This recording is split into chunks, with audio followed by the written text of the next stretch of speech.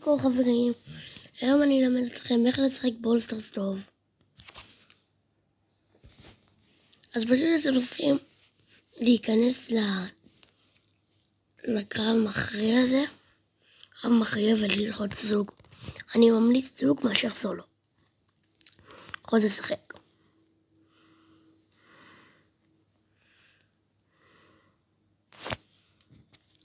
עכשיו תראו מה קורה אם אני מצליח. אם אני מצליח אז אני מקבל הרבה דברים. אז קיצר זה הסרטון שאני ממליץ לשחק בדבר הזה.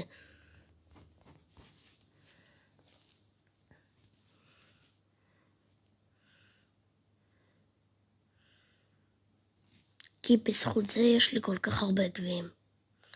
כאילו 1,000, אבל בשבוע. כאילו זה השבוע הראשון שלי בפרולסטארס. אוי לא, חבר הלך לי. לא שבוע ראשון. 15 ימים.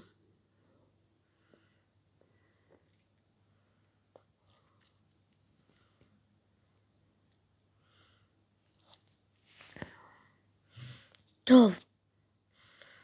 צריך לשבת פה עד שלא יהיה קרב מכריע.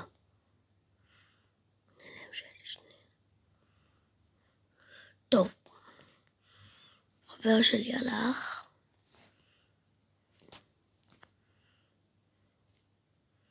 טוב, הוא חוזר בעוד 3, 2, 1, תחזור.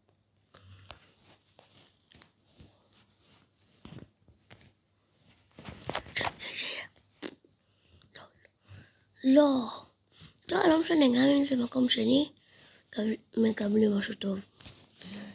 הנה, עכשיו קיבלתי 7 גביעים קיבלתי, זה הרבה.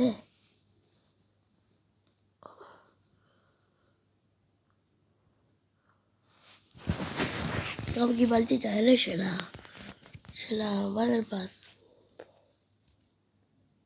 הנה. אז זה למה אני ממליץ לשחק בזה.